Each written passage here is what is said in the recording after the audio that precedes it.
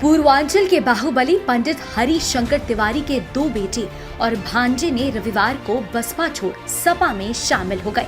बसपा के 3 नेता विनय शंकर तिवारी, कुशल तिवारी और गणेश शंकर पांडे पार्टी अध्यक्ष अखिलेश यादव की मौजूदगी में समाजवादी पार्टी में शामिल हुए। विनय शंकर तिवारी विधायक और कुशाल तिवारी पूर्व सांसद, पूर्व मंत्री हरिशंकर तिवारी के बेटे हैं, जो एक पूर्व माफिया डॉन और पूर्वी उत्तर प्रदेश के सबसे बड़े ब्राह्मण नेताओं में से एक हैं।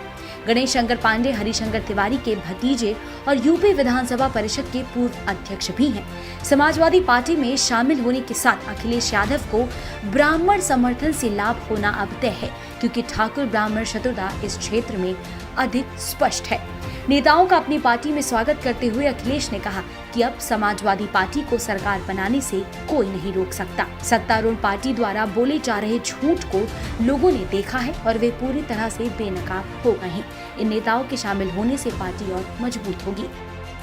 और आज हमें खुशी इस बात की कि इतना बड़ा परिवार जब हमारे साथ जुड़ गया है और इनके सहयोगी साथी सब बड़ी संख्या में आए हैं, जो आने वाले चुनाव में जिनका हमें सामना करना था, आज जब ये परिवार जुड़ गया, साथ ही में विनय शंकर तिवारी जी जो विधायक हैं वो भी साथ आ गए हैं, तो अब मुकाबले में समाजवादी पार्टी का अब कोई मुकाबला नहीं कर सकता। अखिलेश यादव ने प्रदेश की योगी आदित्यनाथ सरकार पर हमला भी बोला। उन्होंने कहा कि पिछले 4.5 साल से प्रदेश में भेदभाव से काम हुआ है। सरकार ने जाति धर्म के आधार पर काम किया है। मुख्यमंत्री जी इसलिए बनाए गए थे कि उत्तर प्रदेश का विकास हो, उत्तर प्रदेश खुशहाली के रास्ते पर जाए। लेकिन जिस तरीके से 4.5 साल में उत्तर प्रदेश में काम हुआ है, भेदभाव से काम हुआ है, जात को धर्म को देख करके काम हुआ है, और जिस तरीके से अंग्रेज भारत में आए थे और उन्होंने एक ही नारा दिया, उस नारे को उन्होंने अमल किया, डिवाइड एंड रूल कर करके जिस तरीके से वो राज करते रहे, उसी तरीके से भारतीय जनता पार्टी आज डरा करके लोगों को मार करके राज करना चाहती है। अंग्रेज अगर डिवाइड एंड रूल करके राज कर रहे थे, तो भारतीय जनता पार्टी डरा करके मार करके राज करना चाहती है। लेकिन जनता समझ गई है, आने वाले समय में यही जनता भारतीय जनता पार्टी को सबक सिखाने का काम करेगी। उत्तर प्रदेश में कुछ ही महीनों में विधानसभा चुनाव होने हैं। ऐसे में ये तो साफ नजर आ रहा है कि बीजेपी अपना सबसे बड़ा कॉम्पिटिटर किसी को देख रही है, तो वो है समाजवादी पार्टी, क्योंकि मुख्यमंत्री योगी आदित्यनाथ और प्रधानमंत्री मोदी दोनों को ही देखा गया है कि उन्होंने समाजवादी पार्टी पर निशाना साधा है। फिर वो लाल टोपी वाला भाषण हो या फिर कोई और मुद्दा, दोनों एक दूसरे पर वार कर रहे हैं। ऐसे में तिवारी परिवार का समाजवादी पार्टी में आना अखिलेश की पार्टी को मजबूती तो जरूर देगा।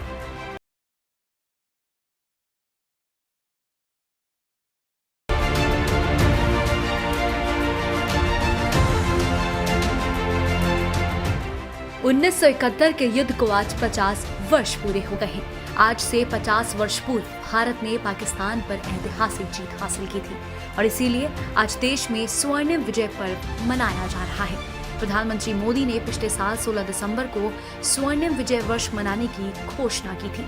स्वर्णिम विजय पर्व को पहले धूमधाम से मनाने की तैयारियां की गई थी, लेकिन हेलीकॉप्टर हादसे में सीडीएस जनरल बिपिन रावत समेत 13 लोगों के निधन के बाद इसे सादगी से मनाने का फैसला लिया गया। अपने निधन से ठीक एक दिन पहले जनरल रावत ने एक वीडियो मैसेज रिकॉर्ड किया था, जिसमें उन्होंने 1971 की जंग में जीत की बधाई दी थी। साथ ही इस युद्ध में शहीद हुए जवानों को श्रद्धांजलि भी दी थी। उनका यह आखिरी वीडियो मैसेज 1971 युद्ध के 50 साल पूरे होने पर मनाए जा रहे स्वर्णिम विजय पर्व में दिखाया गया। स्वर्णिम विजय पर्व के अवसर पर मैं भारतीय सेना की सभी बहादुर जवानों को हार्दिक शुभकामनाएं देता हूं। भारतीय सेना की 1971 की लड़ाई में जीत की 50वीं वर्षगांठ को हम विजय पर्व के तौर पर मना रहे हैं। मैं इस पावन पर्व पर सशस्त्र सेनाओं के वीर जवानों को याद करते हुए उनके बलिदान को श्रद्धांजलि अर्पित करता हूं। 12 से 14 दिसंबर तक इंडिया गेट पर विभिन्न प्रकार के कार्यक्रमों का आयोजन किया जा रहा है। यह बड़े सौभाग्य की बात है कि विजय पर्व अमर जवान ज्योति की लौ की छाव में आयोजित किया जा रहा है, जो कि हमारे वीर शहीदों की याद में स्थापित की गई थी। हम सभी देशवासियों को इस विजय पर्व के जश्न में सम्मिलित होने के लिए आमंत्रित करते हैं। अपनी सेनाओं पर है हमें गर्व, आओ मिलकर मनाएं विजय पर्व। दिल्ली के इंडिया गेट पर आज से शुरू हुए स्वर्णिम विजय पर्व के उद्घाटन सत्र को संबोधित करते हुए रक्षा मंत्री ने आज ऐलान किया कि यह आयोजन बहुत ही दिव्य और भव्य रूप में करने का निर्णय हुआ था, मगर देश के पहले चीफ ऑफ डिफेंस स्टाफ, उनकी पत्नी और 11 अन्य बहादुरों के निधन के बाद इसे सादगी के साथ मनाने का निर्णय लिया गया है। आज के अवसर पर मैं उन सभी को स्मरण करते हुए अपनी श्रद्धांजलि अर्पित करता हूँ। यह आयोजन और भी भव्य और दिव्य रूप में करने का निर्णय हुआ था, मगर देश के पहले chief of defence staff general Bipin Rawat के असामयिक निधन के बाद और साथ ही साथ उनकी धर्मपत्नी तथा 11 अन्य हमारे बहादुर जवानों के निधन के बाद इसे सादगी के साथ मनाने का निर्णय लिया गया। आज के अवसर पर मैं उन सभी को स्मरण करते हुए अपनी हार्दिक श्रद्धांजलि अर्पित करता हूं। एक हमारे और एयरफोर्स के अफसर ग्रुप कमांडर वरुण सिंह इसमें बेंगलोर कमांड हॉस्पिटल में उनका इलाज चल रहा है। मैं लगातार संपर्क में हूं और उनके पिताजी से भी हमारा लगातार संपर्क बना हुआ है। हम सभी ये प्रार्थना करते हैं कि वह जल्दी स्वस्थ होकर वह बाहर आएं और अपने दायित्व का निर्वहन करें। जनरल रावत के निधन से एक बहादुर सैनिक, योग्य सलाहकार और जिंदा दिल इंसान को खोया है। बता दें कि 1971 में 3 दिसंबर को भारत और पाकिस्तान के बीच जंग शुरू हुई थी और मात्र 13 दिनों में 16 दिसंबर को भारत ने इस लड़ाई को जीत लिया था। इस युद्ध के बाद पाकिस्तान से अलग होकर बांग्लादेश बना था।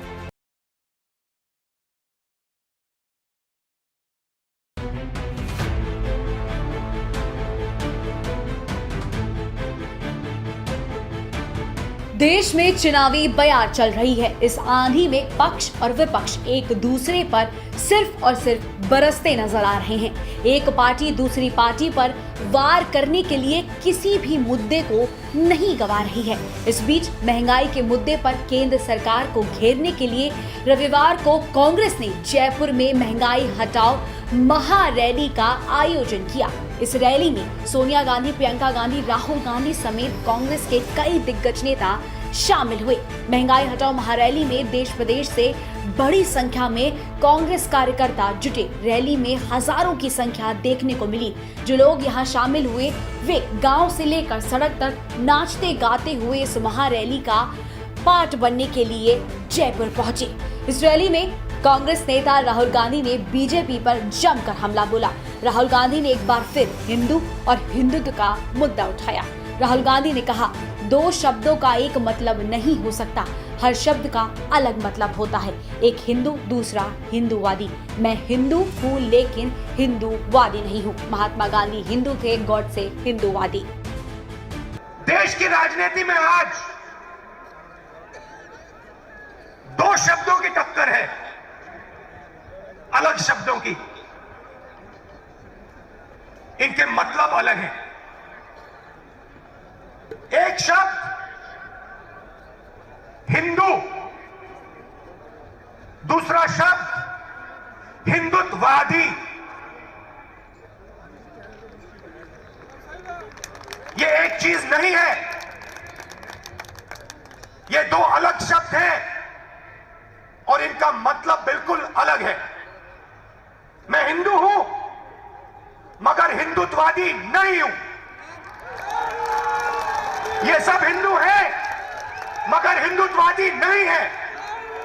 और आज मैं आपको हिंदू शब्द और हिंदुत्ववादी शब्द के बीच में फर्क बताना चाहता हूं।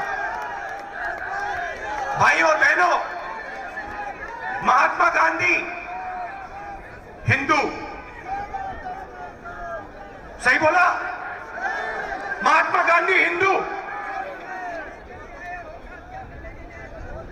गोडसे हिंदुत्ववादी। राहुल गांधी ने यह भी कहा कि ये रैली महंगाई के बारे में है, बेरोजगारी के बारे में है, आम जनता को जो दर्द हो रहा है उसके बारे में है और ऐसा पहले देश में कभी नहीं हुआ। पूरा का पूरा ध्यान सरकार का सिर्फ 4 से 5 पूंजीपतियों पर है। रैली में मौजूद राजस्थान के मुख्यमंत्री ने भी मोदी सरकार पर वार किया। इसी के साथ कांग्रेस के तमाम नेताओं ने केंद्र सरकार पर निशाना साधते हुए कहा कि महंगाई से आज लोग घर घर में दुखी हैं। मुख्य मंच पर राहुल गांधी, प्रियंका गांधी, सोनिया गांधी के साथ सीएम अशोक गहलोत, केसी वेणुगोपाल, अजय माकन, मुख्यमंत्री भूपेश बघेल समेत कई नेता शामिल हुए।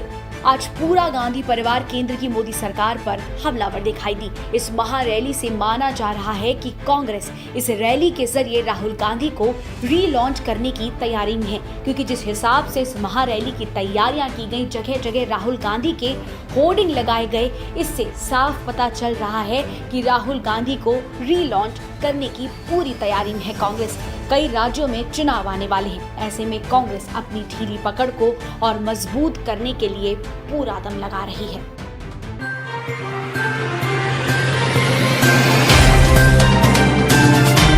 Subscribe now and press the bell icon. Never miss an update.